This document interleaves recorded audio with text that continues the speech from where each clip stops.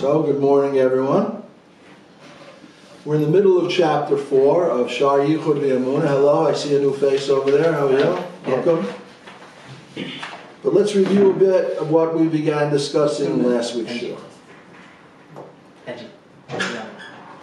What's your name? Young. Thank you. Last shiur, we began discussing the process by which HaKadosh Baruch Hu ultimately creates worlds. How HaKadosh Baruch Hu chooses to reveal himself in his light. And the Rabbi Rechavia says he copied himself into his light. In other words, his light reveals him. And he and his light are one. As we say, V'hu u'shmoi echad. By virtue of that oneness, which is revealed in his or, there's no room for others. There's no room for worlds. For worlds, by definition, have limitations. This world is that world. And just as no limitations can apply to HaKadosh Baruch Hu himself, no limitations can apply to his light. Like as we said, for he and his light are one. But we see there are worlds. Or at least we see there's this world. But the Torah teaches us that there's many worlds. And that's really a fundamental question. How do you get from one, where there's nothing else, and there's no room for anything else? How do you get from one to finite worlds? So, to answer that question, we began the discussion of the Tzimtzum, which is Hashem's power to self-contract his light. Just like he has the power to reveal himself in his light, he has the power to contract his light. And that contraction of his light, the tzimtzum of his or, is that which allows for the existence of others. So does that mean that there's concentrations of Hashem and deficits in other areas? No. It's just two powers. It's like you have a car, a gas course example. You have a car. You press the gas, you press the brakes, right? You have two powers in the car, right? You have the gas and the brakes. It's one car. So HaKadosh Baruch Hu is infinite. He's omniscient. There are no limitations can apply to him. He decides to reveal himself in his light. He desires olamos. He contracts that revelation of his light to allow olamos. And we brought what it says in the Avodas HaKodesh, that to say that Hashem can only reveal himself in an infinite manner, which is how he revealed himself in his light before the Tzimtzum, but he can't reveal himself in a finite manner, which is how he reveals himself in his light after the Tzimtzum, because after the Tzimtzum you have the idea of worlds, you have the idea of the 10 spheroids. To say that he can't, would to limit him. And nothing could limit him. It would to take away from his shlemut. That's the lashon of the Sefer Avodas HaKodesh. It would take away from his shlemut, his... But wouldn't contraction mean a concentration? What exactly do you mean? If something contracts... Oh, I see what you're saying. Well, it's a diminution. We're talking, we only have words that can describe things in gashmis, in physicality, because we live in a world of physicality. Our senses can only speak of the physical, but we can use the physical as a muscle to understand how it is above. And just like if you turn down the power on a light, and the light becomes, or let's not say turn down the power. Let's say you put up a shade, a curtain, in front of a window, so the light takes on a different glow, right? And if the window is a colored window, the light could even, if you put water in a glass, right? You put water in a blue glass. Did anything happen to the water? No, it's the same water. But from the point of view of olamos, from the point of view of the lower level now that's receiving the light through the vessel of the glass, or the water, or the light in the glass too, you have stained glass windows, the light or the water looks blue, right? But it's not really blue. It's clear, it's water. But that's not contraction. It's the parochet. It seems to be the parochet. Parochet. It's like Yeah. A veil, brother. Yeah, it's a veil, right? It's a veil in the light. It's a diminution, a turning down the otzma, the power of the light. It's a change in the light. Actually, it's not a change. It's only a change in the light from the point of view of the recipients. From HaKadosh Baruch Hu's point of view, there's no change in his light at all.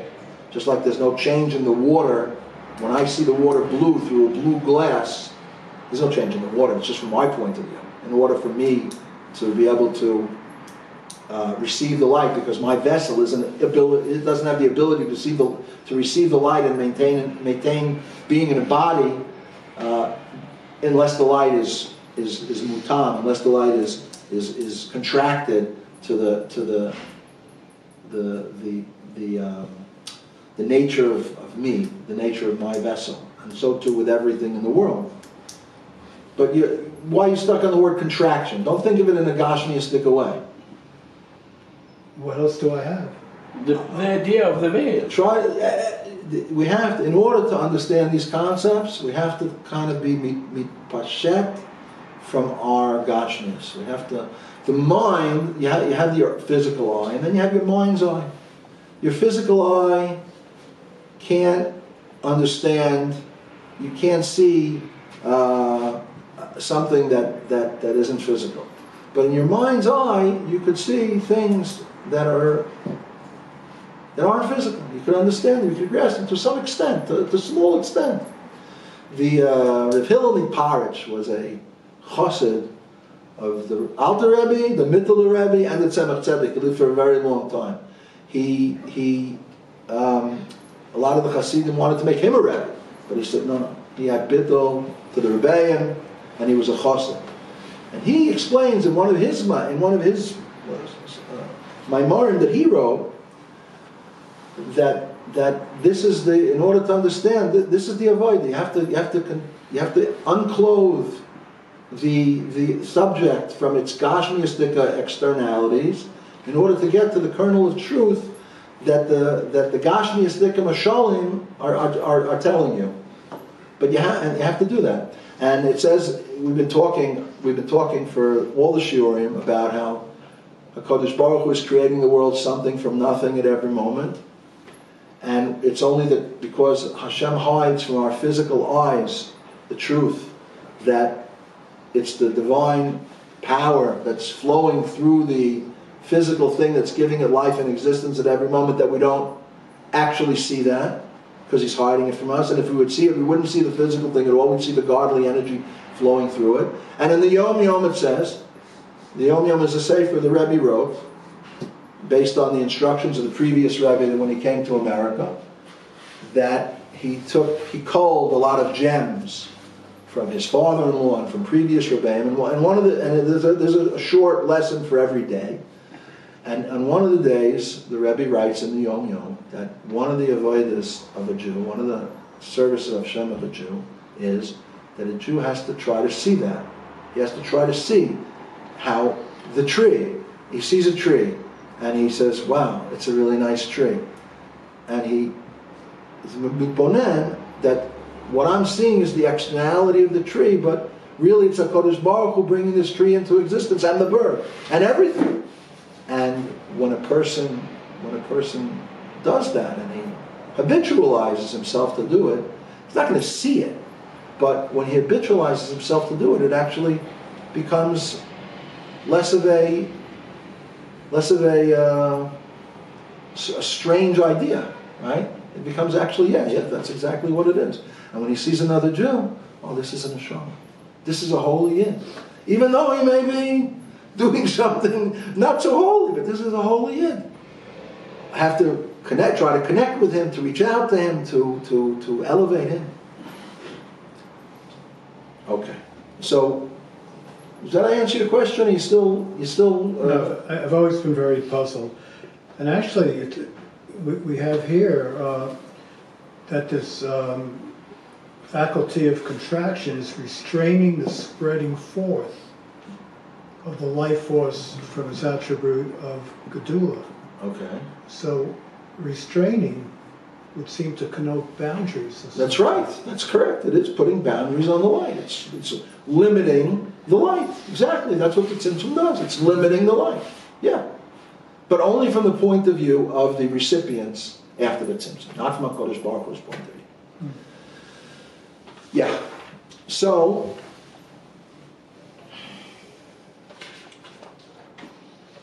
not only that HaKadosh Baruch Hu's infiniteness is so infinite that he can reveal himself however he wants, even in finite worlds. But even though the distance between the light before the tzimtzum and the light after the tzimtzum, distance is so to speak, because we're talking about beyond time and space, but the distance, without lack of better words, is an infinite distance. It's so infinite, the distance between the light before the tzimtzum and the light after the tzimtzum, that the coming into existence of the light after the tzimtzum from his light before the tzimtzum is called something from nothing. Just like creation coming into existence from the level of godliness above creation is considered something from nothing. Nevertheless, like we said, he and his aura are one. He and his light are one. And that's true whether we're discussing his aura as it reveals him before the tzimtzum, or his aura as it reveals him after the tzimtzum. And the Alter Rebbe began chapter 4, which we're in the middle of chapter 4 right now, by quoting the pasuk from Tehillim, chapter 84, where it said, Ki shemesh u'magen havaya elokim. The name Havaya Elokim. Havaya is one name, the Yud Kei Vav Kei. Elokim is another name. Is a sun and a shield. A sun and a shield is Havaya Elokim. And the Alter Rebbe explained this pasuk to mean that just as the sun gives forth illumination, so too does HaKadosh Baruch Hu, as he reveals himself with his name Havaya, bring forth through the divine attribute of Chesed all of creation into existence, something from nothing at every moment, and maintain its existence at every moment. And just as the sun's shield protects us, the inhabitants of the world, from the intensity of its rays, so too does HaKadosh Baruch Hu, as he reveals himself within his name Elokim, through the divine attribute of Gevura, conceal from the created beings the truth. Namely, that all of creation is constantly within and united with its source in Shem Havaya, the Yud Kei Vav Kei. And the reason that HaKadosh Baruch Hu hides this perception from the created beings, in order that the created beings sense themselves to be tangibly existing. Because only if we sense ourselves to be tangibly existing, is it possible to say that we can actually make a choice to serve Hashem. Because if we sensed the truth that we were completely included and nullified within his light, which is giving us existence, we'd be batal b'metzius. We'd be completely nullified and non-existent. Just like the sun's rays are nullified and non-existent while they're still in the sun, before they emerge from the sun.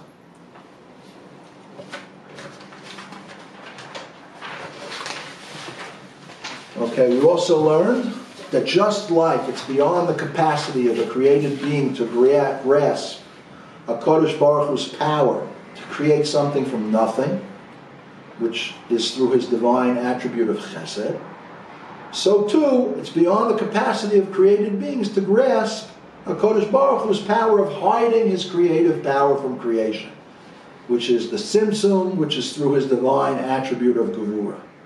And we'll see, as the Alter Rebbe will soon point out, that the Tzimtzum, even though it's usually referred to as Gevura, which is Hashem's power to conceal himself within his or, that Gevura is also a quality of Chesed.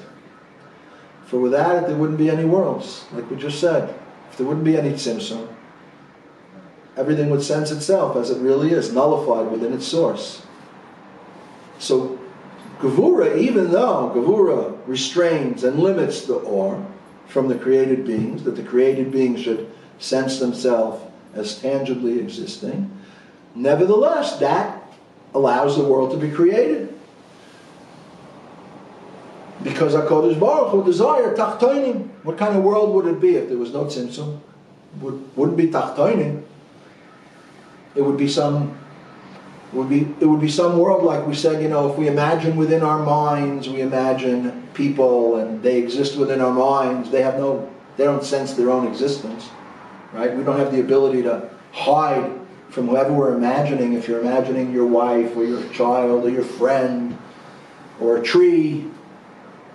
No, a tree, that's not a person. You're imagining a person in your mind. They exist in your mind. And if I would go and interview them in your mind, they would say, yes, I'm Yaakov's imagination.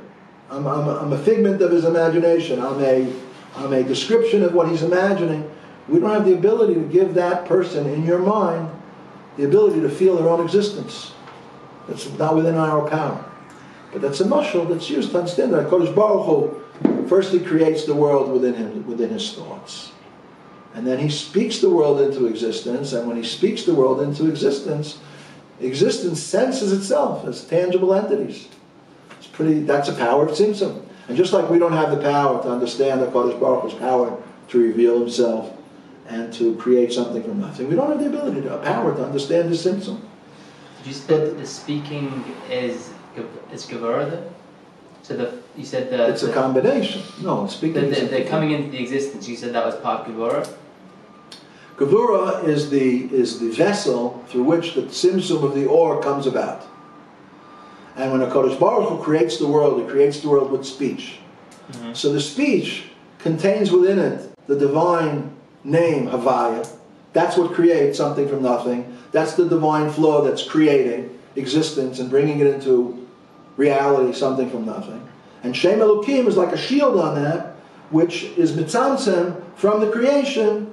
The power of Gevurah, the attribute of Gevurah, is mitzamtzem, hides from the creation that fact that it's HaKadosh Baruch Hu is bringing it into existence at every moment. So since tzimtzum is a necessary element for creation to occur, like it says, Olam Chesed Yibana, the world was created through Chesed. Therefore, tzimtzum also contains a quality of Chesed, because without tzimtzum, the world, as we know it, wouldn't tachtonim, which Hashem desires, wouldn't be able to be created. Okay, so now we're going to go into the text. We're in the middle of chapter 4, but are there any questions before we continue? Okay. V'HaKadosh Baruch Hu b'doisav achdus pashut k'de'isa b'zayir HaKodesh de'ihu v'garmohi chad. Now the Holy One, blessed be He, and His attributes are a perfect unity. As the Zohar states, He and His causations, His attributes are one. The attributes of the 10 spheres. Those are His attributes. Chesed, Gvura, Chochmah, Bina, Das, Chesed, Gvura. Those are His attributes. They're one with HaKadosh Baruch Hu. Uk'shem shein b'yichol shum seichel nivra lahasig boiroi kach eino yachol lahasig midoisav. And just as it's impossible for any created being to comprehend its creator, so it is impossible for it to comprehend His attributes, for they're one with Him.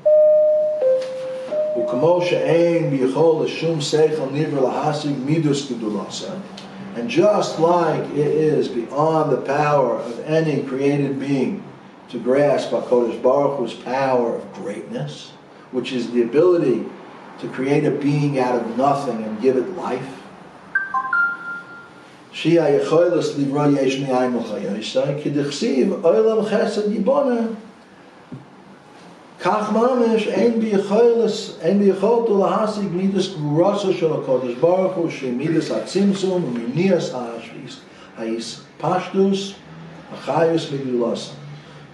it impossible for any created being to apprehend His attribute of Gedula, which is the attribute which creates something from nothing and gives it life. As it's written, the world is built through the attribute of kindness. So too is it impossible for any created being to apprehend the divine attribute of Gevurah, which is the faculty of tzimtzum, which restrains the spreading forth of HaKadosh Baruch Hu's life force. Meleired, u'liz galois, al nivroim, la'chayoisam, u'l'kaim ha'megilui, Kim behester ponim.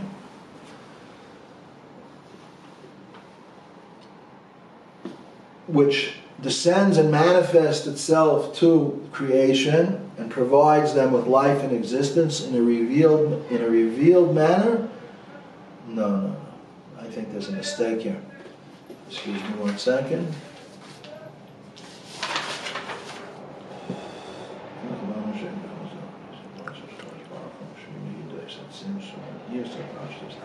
That the tzimtzum, which restrains the flow of divinity to the creations and prevents it from descending to the creatures in a revealed manner. Rather, the life force that flows into creation works within the creation in a concealed manner. And I sense myself, I sense my existence, and I sense my life force, but I don't sense that my life force is nullified within HaKadosh Baruch Hu. I believe that. I learned that. And every Jew, since his neshama is a chelek elokam imam amasha, veritable part of HaKadosh Baruch Hu, every Jew has the ability to sacrifice himself completely for HaKadosh Baruch Hu. And Baruch Hashem, we're not called upon to do that, but right now we're in a state of war, and many of our people, our soldiers, our sons, our families are required to do that. And we see, amazingly, how our soldiers are singing and are volunteering and are so, I want to use the word excited because no one actually wants to go to war, but are so charged up and are so into the idea of protecting Am Yisrael, even though they might not be so observant. And they might not even know anything about Yiddishkeit at all.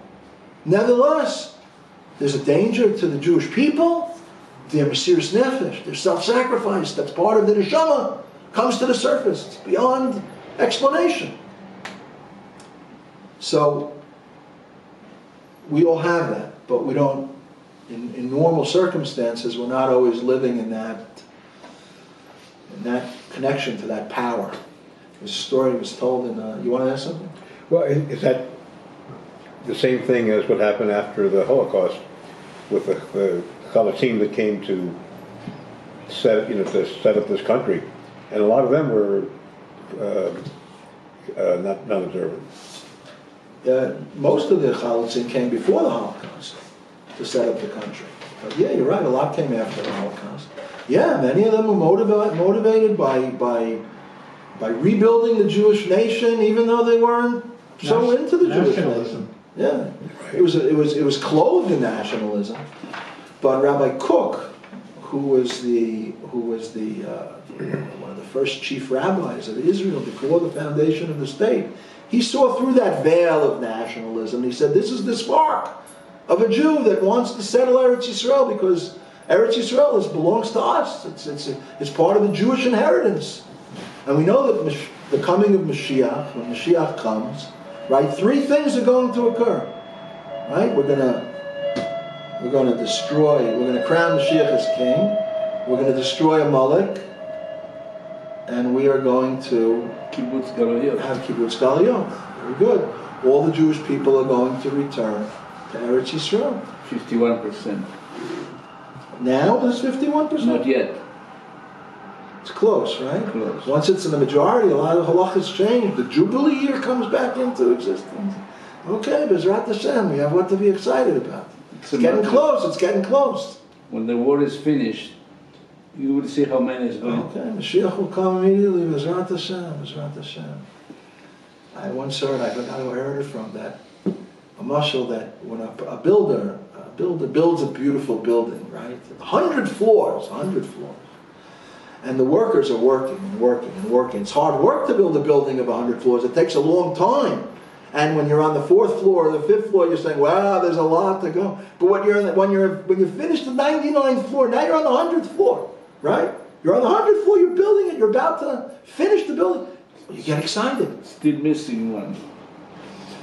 Okay, we don't see now the revelation of Mashiach, but we're getting close to finishing the building. So it's exciting. It's a difficult time, but also we can see that we know that everything is orchestrated by a Kodesh Baruch Hu. I heard a lecture last week in the Beit Chabad of Baka. You all know the Hendels. Have you ever heard of the Hendel family? The Hendels. So there's a Chabad of Baka. There's Chabad of Rechavia. There's Chabad of Baka. Around Pierre County. Yeah. They had in Talpiot is where they have their Beit Chabad, right? Euphoria. What? Where Euphoria is. I don't know. Yeah. Anyway, the speaker was a military person who was in intelligence. And he said that even though the tragedy is beyond comprehension of what occurred on Simchas Torah and how it occurred on Simchas Torah itself, beyond logic and understanding, he said there is a bracha in there and he told us what the bracha was. He said that the Iranians, who were the head, right? They said they call him the head of the octopus, the evil head who was orchestrating all the evil to try and harm us, chas v'shalom. Their plan was to have a multi-front. He didn't say the date, but their plan was to have a multi-front attack. The Hamas in Gaza, the Hezbollah in Lebanon, the Houthis, Syria, Yemen. Houthis, is that how you pronounce it? Yeah. Houthis. The Houthis in Yemen, the Arabs in Judea and Samaria, and they also have in Syria too. All attack at once and overwhelm our forces. And Hamas Made a mistake without telling them. They jumped the gun. And he said, why did they jump the gun? Because of the festival. The festival that was occurring on Simchas Torah with all the young people who were dancing and socializing. They saw it. And they said, look, our target. We have such a gigantic target right now. He said, we're good people. Jews are good people. Jews are good people. He said he met Navy SEALs from the U.S. Tough people. The ones he met. They don't have that much Rahmanis. He said, but you get a Navy SEAL in Israel, he's a good guy. You like him. We don't want to kill. We have an army because we have enemies. But if we didn't have enemies, we wouldn't need an army. We want peace. We want love. We want to get along. Right? We want to get along with each other. Not always so easy. We want to get along with the non-Jews. But for all of our history, pretty much, we've been attacked. We've been persecuted. We've been exiled. There's been anti-Semitism. We see it again now. And we don't understand we can't fathom as good people the extent of their evil. When they saw this party going on, and they realized they would be able to commit a major slaughter of Jewish people without too much effort, they jumped it. They jumped. They couldn't restrain themselves. They couldn't constrain themselves in their evil. That's what he said. They were in training for years. Yeah. To do this. Mm-hmm. And not only that, they found plans that they were supposed to attack nearby army bases. You know, they attacked the police station in Sderot. It was in Sderot or a different city. Yeah. In Sderot. Correct. They attacked, but they had plans to two police stations. They had plans to attack army bases, but they weren't able to fulfill their plans. They got caught up in the festival. They got caught up in the slaughter. And that, even though it's a tremendous tragedy what occurred and a very painful experience what occurred, and it brought us into a war that we're still fighting right now. Mizrat Hashem, our soldiers will all be effective and will all destroy the enemy speedily and return home in safety and whole and healthy, and also all the captives. Nevertheless, he pointed out, this is a silver lining to that dark cloud. This was a big bracha, because a combined attack from Gaza, from Yehuda and Shomron, from the north, from the Houthis, all at once, is a scenario that we really don't want to be in. Right? It's difficult as it is now. when we only have really one front, although we are going in every night to Judea and Samaria and wiping out terrorists, and we are fighting on the north, but it's on a low flame, the fighting on the north. And Judea and Samaria, we're doing the work we need to do and continue need to do, because there's terrorists over there too. But the main front is Gaza. So, I don't know how we got on the point. Anyone remember how we got on that? Okay. All roads lead to Gaza. What? All roads lead to Gaza. What do you mean? This is the focal point of our lives now. Ah. Okay. All right. So, Sha'achayus mistater beguf hanivra, or ki'ilu, as if. Guf hanivra hu davar bifnei atzma. And when this divinity, this divine flow, is hidden within the body of the created being, so it's as if the created being is a separate entity. It's as if, it's not the truth, it's not the truth. We're not separate entities, we just feel ourselves separate entities. Ve'eno hispashtus achayus va'aruchnius, ki hispashtus haziv va'or me'ashemesh elu davar bifnei atzma. And it makes it appear as though the created being was not merely an extension of the life force and the spirituality that creates it. Just like the diffusion of the radiance of the sun is an extension of the orb of the sun, but it makes the created being appear that it's actually an independent entity. Even though in truth, it is not an independent entity at all. It's only like the diffusion of the light of the sun from the sun. Now, note here that by the Alter Rebbe saying this, the Alter Rebbe is telling us that the rays of the sun, even after they emanate from their source, the orb of the sun, they're not independent entities. For their existence is completely dependent upon the existence of the sun. The sun is the activating force giving them existence. If the sun would disappear, the rays would disappear. The source. The sun is the source of the rays, right?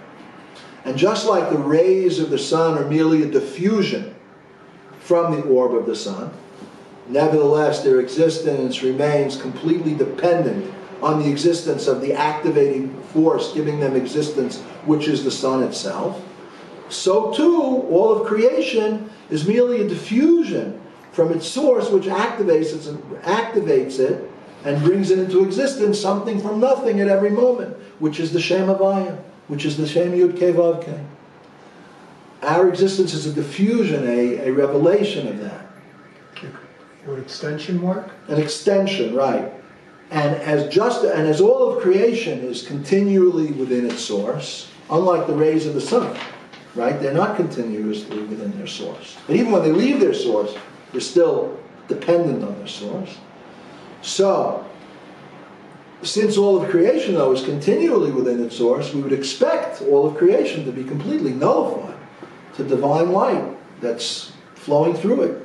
Just as the light of the sun is in a state of complete nullification when it's found within the orb of the sun. Nevertheless, the Alter Rebbe says, Mikol Makom, Hein, Gvurosav Shel HaKadosh Baruch Hu Asher Kol Yachol.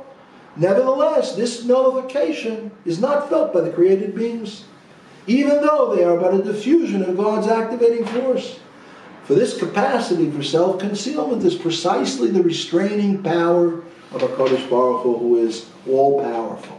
And just as we mentioned earlier, that HaKadosh Baruch Hu's infinity, his true infinity, expresses itself not only in his ability to bring forth light and bestow life, but also in his ability to conceal this very light and life from the beings, like we quoted the Avodas HaKodesh many times. That if you would say that HaKadosh Baruch Hu would only reveal himself in the infinite world, but not in the finite world, you would be placing a limitation and taking on him and taking away from his completeness. And we know that no limitations can apply to HaKadosh Baruch Hu.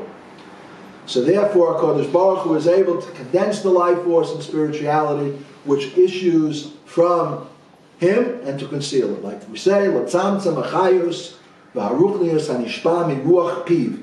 the life force that is condensed and which issues from his mouth, the breath of his mouth, and to hide it. In order that the body of the created being will not become nullified out of existence. And therefore, despite the fact that the created being is merely a diffusion of the illumination of its source, it's thus able to perceive itself as having an independent existence. Okay. I heard a mashal from Rabbi Yecheskel Sofer. Rabbi Yecheskel Sofer is a very interesting fellow. He wrote a book that I highly recommend. I don't know if it was translated into English yet. It's called Ladat Lahamin. Lahamin. To know, to believe. Because we have to, where belief ends, where knowledge ends, belief begins. It's a very, very good book of a lot of fundamentals. And he was a Talmud in the Panovich Yeshiva.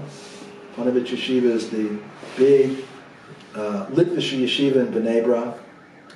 And he was, being a Talmud there, he wasn't affiliated with Chabad, to say the least, but he began to, I don't know exactly how he began to learn Chassidus, but he learned Chassidus and it opened up his mind to a new aspect of Torah that he had never learned before, and it enlightened his soul, and he became a Chabadnik, he became a Lubavitcher, Talmud Chacham, he became a Shaliach of the Rabbi in Beersheba University, and he used to give lectures there in the high schools. In Beersheba, I'm not sure in the university. Yeah, I think so. I think he was on the campus of the university. So I heard him say an interesting mashal about this idea of the avodas hakodesh, that Hakadosh Baruch Hu's revelation of himself in a limited manner through the Eser Sfiros is a revelation of his completeness. Not that that's the reason HaKadosh Baruch Hu created the worlds. We know the reason HaKadosh Baruch Hu created the worlds is because he desired to have worlds. And on a desire, you don't ask questions. From the Taiva Nishvech Kasha. Did we discuss that in the last year? We discussed that, right? On a desire, you don't make. But Rav Sofer says, after the world is created, and we have this saying, which has become very well known of the Avodas HaKodesh, that to say that HaKadosh Baruch Hu couldn't do it would be to take away from his completeness. He gives a very nice mashal, which describes the idea in a nice way. And he says, there was once a king, a very powerful king, and the king decided he's going to travel all over the world. And he took with him his advisors and some of his ministers, and he traveled, and he got to the border of the United States and Canada. And he saw the Niagara Falls. You saw what? The Niagara Falls. Mapale Niagara. Now, probably, I don't know how many people have seen the Niagara Falls in person, but I know everyone here knows about the Niagara Falls because it's one wondrous, amazing, powerful creation that Hashem made. And he looked at it, and he said to his minister of housing, he said, I want you to build me a castle right here. Right here. Right as the falls come and start to fall. Minister, Your Majesty, it's impossible. What, impossible? I want my castle right here. I want to show my power. And if you could build a castle on the Niagara Falls here, pretty powerful. So that was the mashal that Rabbi Cheskel Sofer gave, that after Hashem already brings worlds into existence, you can see that his revelation in the finite is pretty amazing, right? It's very novel. We wouldn't expect it if we were thinking about it. We'd have that question. How could, like we had initially, how could there be worlds? HaKadosh Baruch Hu is one. How could there be worlds?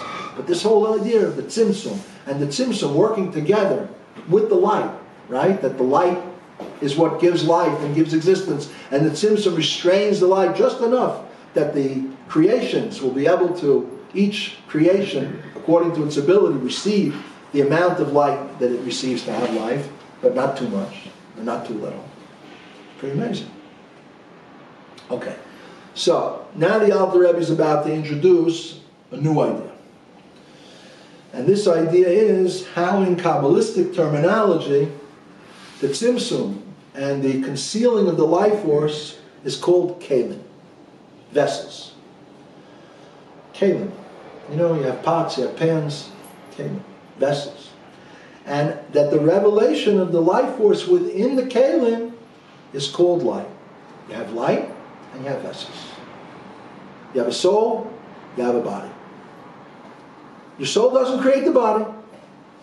Your body exists from your parents and from the gestation period in the womb of your mother. You have a body. And your soul gives life to your body. But it doesn't create your body. And after a person passes away, the body just doesn't poof, vanish. There's a body. The soul, however, when it's in the body, gives life to the body. It animates the body. There's the soul of man, there's the soul of animals, there's the soul of birds, there's the soul of insects, there's the soul of everything. Everything has a soul that's matin to its body. And the soul is called the divine light. And the body is called the vessel. And the body is that which is the limiting factor. The vessel limits the light. The tchunot of the vessel, the qualities of the vessel, the light also limits itself. It's a self-limitation from HaKadosh Baruch Hu, according to the aspects of the vessel that now is going to unite with the light.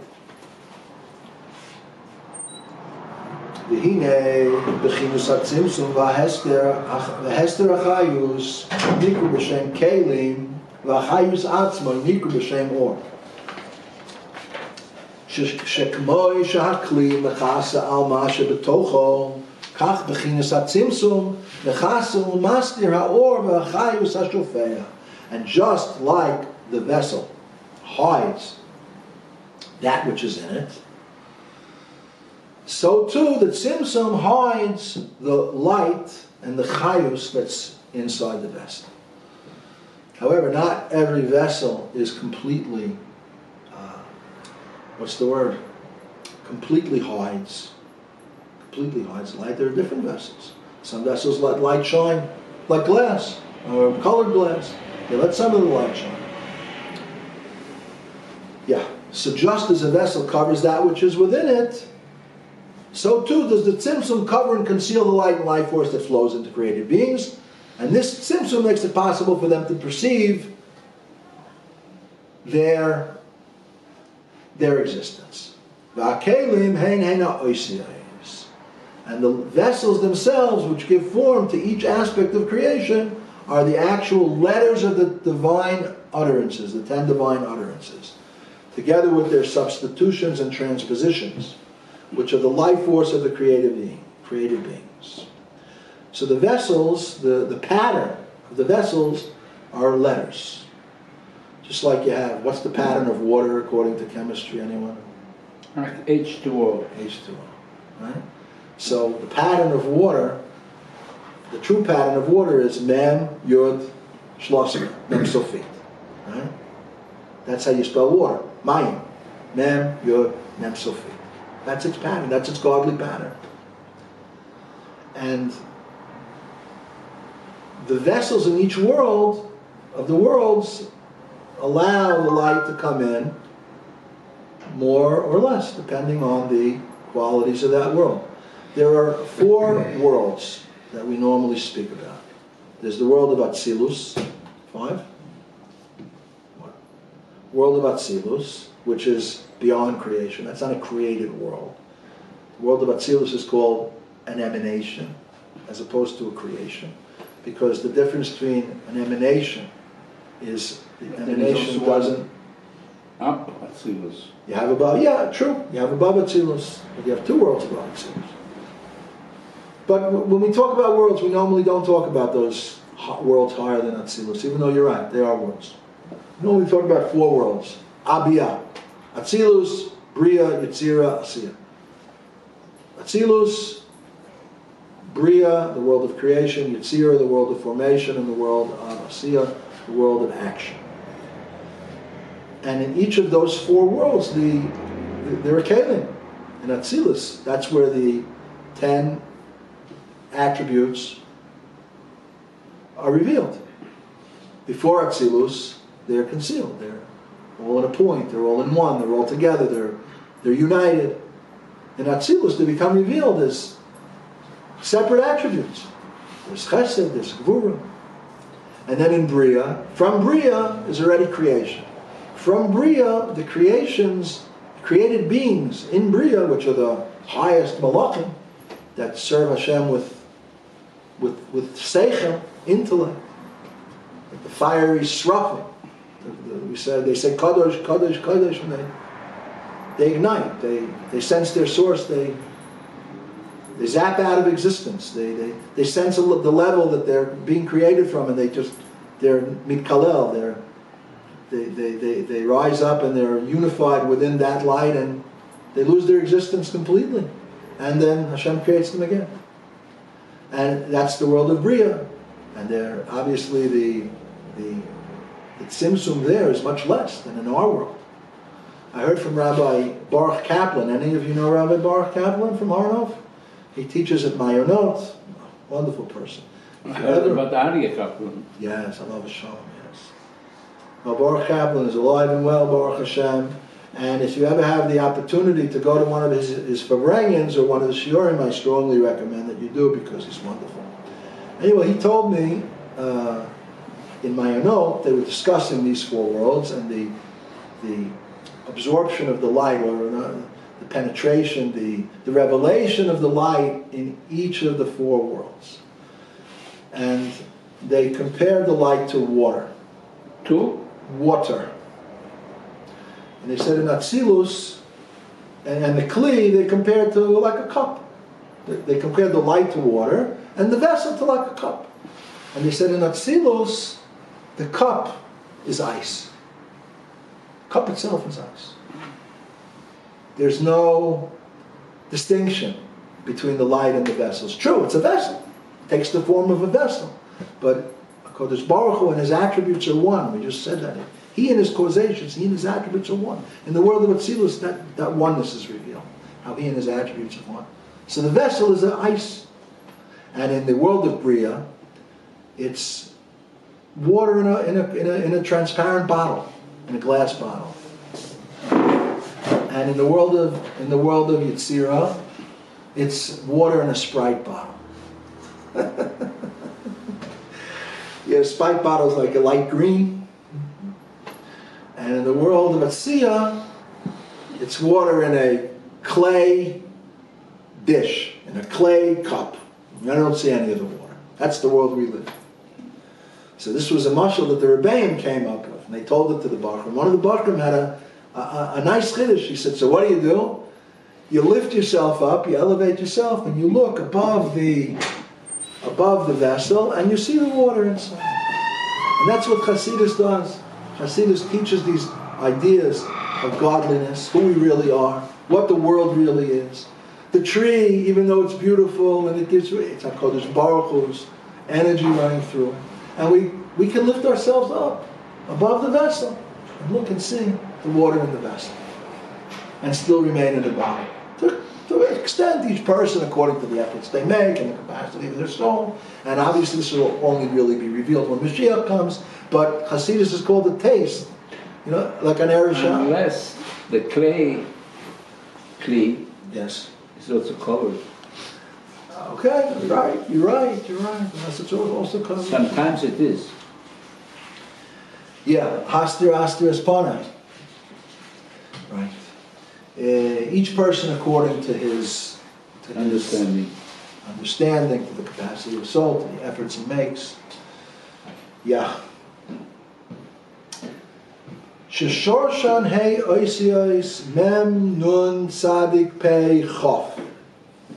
The source of all of the 10 divine attributes, of all of the letters, are rooted in these 5 letters.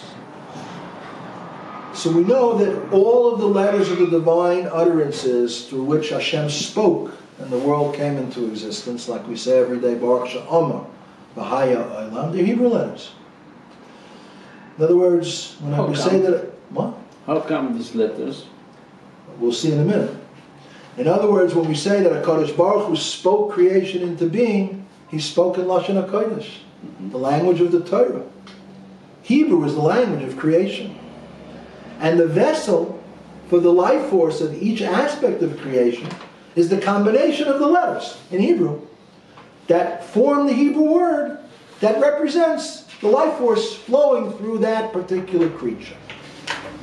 Now, we already mentioned in the previous shiur that Adam Arishon, the first man, before the sin, with the light that was created on the first day of creation but wasn't hidden yet, he was able to see from one end of the world to the other. And he was able to perceive the life force flowing through each aspect of creation. In other words, he was able to look at the vessel, to look at the created being, And name it.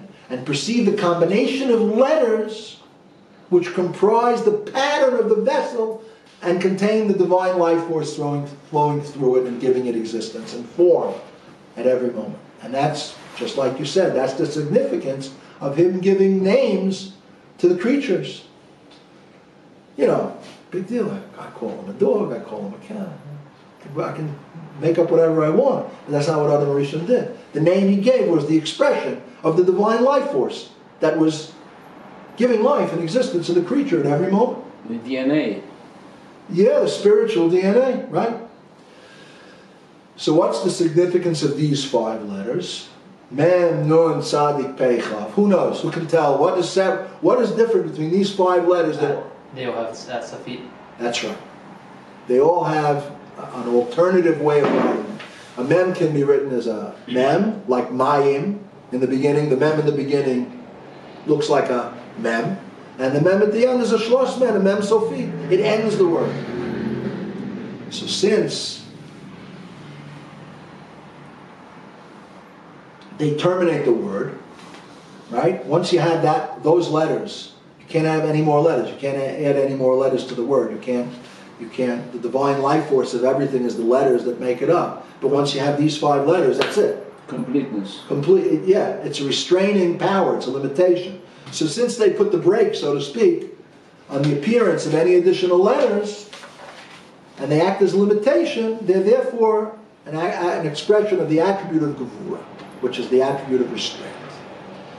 Shehein, Hey Gevurais, HaMechalkos, Mafridos HaHevel VaKol, Ba'Hashem Behei Moitzois HaPeh, L'Isavois Koch Beis Oisios. It's explained in Kabbalah that these 5 letters are the source of all letters. Because since they are the letters that represent Gevura, since they're letters that restrain the formation of words after they come into the word, so they also represent the 5 restraining forces that divide and separate the breath and voice in the 5 organs of speech, thus enabling all the letters to come into existence. Because what is speech? Speech is the combination of my breath when I exhale and the 5 organs of speech, which are the throat, the lips, the tongue, the palate, and the teeth. If so, there should be a difference in pronouncing the M and the M Sofit, the Tzadik and the Tzadik Sofit. Each of these 5 letters, you should pronounce them in a different way when they are Sofit. Why? What makes you say that? Because it has been created with the voice. So the voice of the M and the voice of M Sofit is different. But we see it's not. It's the same pronunciation. No, when you write, they're different. different. But when you speak, they're the same. They're the same, correct. They have 2 alternative ways of appearing in writing. They're spoken, they're the same. You're correct. They're the same. Yehi or, he spoke. Yes. So it's the speech, not the writing. Yes, but the speech comes through with letters. Okay, I understand this. But there is a difference between mem and mem sofit. I know. So when you speak, you must underline this difference. Okay, but again, these 5 letters are Gashmiistic letters, right? That relate to a supernal source where there's no Gashmias, but there's still letters, right? Supernal letters, divine letters. But supernal letters, they are 2 different letters. Again, the mashal of the letters in Gashmias and how they are in Ruchnias, it's just the mashal is always a portal, a ladder to understand something. Just like these letters have, when they're written at the end of a word, they restrain the word. Therefore, they're called the 5. What did the Alter Rebbe call them? Founding. This is what Kabbalah calls them. This is not what the Alter Rebbe calls them. The Alter Rebbe brings the Kabbalah. Yeah? Sheshor Shan Hey Oisi Ois, that the shorsh of the Kalim are these 5 letters. I don't know how to answer your question. This is what it's brought in Kabbalah. Yeah. So that's what speech is. Speech is a pure, simple breath that has no form. And now, what gives it form? The organs of speech, the 5 organs of speech, which are the tongue, the lips, the teeth, the palate, and the throat. So when one exhales without speaking, the breath is without form. But when one speaks, the breath is now formed into letters and words. And just as the 5 physical organs of speech divide simple, pure breath into sounds and letters, so too do the 5 spiritual levels of Gevura above, which are represented by these 5 letters. They give forth to the 22 letters which form the divine utterances by which creation comes about. Now, in the next few lines, which is going to bring us to the end of the chapter, the Alter Rebbe is going to use some Kabbalistic terminology. We're not going to go into the terms in detail, but we are going to go into the idea that the Alter Rebbe wants to get across because it's very important. This ket is not Keter Elyon. Huh? The reference to Keter here is Keter or Keter Elyon? Keter Elyon. The Shoresh Hahei Gevurais, who Butzina the Kardunita. Butzina the Kardunita. That's not the name of a celebrity. That is an Aramaic word, which means light from darkness. The source of the 5 levels of Gevura is termed by Kabbalah Butzina the Kardunita, which means light from darkness. Shehi Gevura Ilad Atik Yomin. And this is the supernal Gevura of Atik Yomin, the level of letters, the level of Keter that transcends all worlds, including Atzilus. The Shoresh HaChasadim Hu Gam Kein B'Chesed Atik Yomin Ki Yadu L'Yodichem. And the source, correspondingly, of the divine attribute of kindness, the source of it is also in Atik Yomin, in the Chesed of Atik Yomin. The source of divine Gevura is in the Gevura of Atik Yomin. Atik Yomin is Keser, it's a transcendental level, very, very high level. And the source of Chesed is also an Atik Yomin.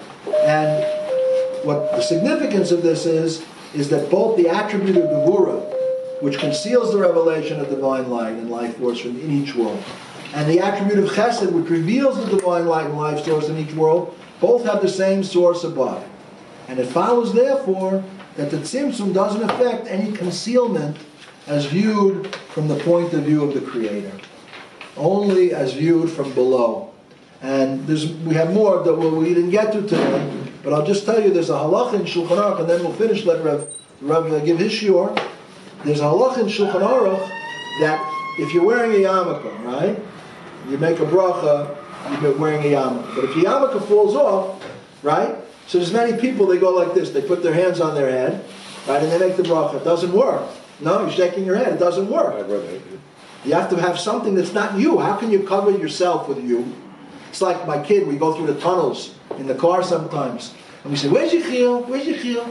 He closes his, where's Yechiel? Where's Yechiel?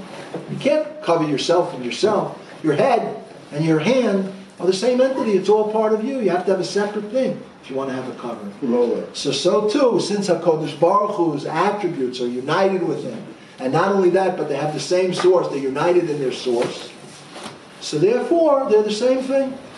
Chesed, in truth, the Tzimtzum has, the only effect Tzimtzum has is from the bottom looking up, but not from the top looking down.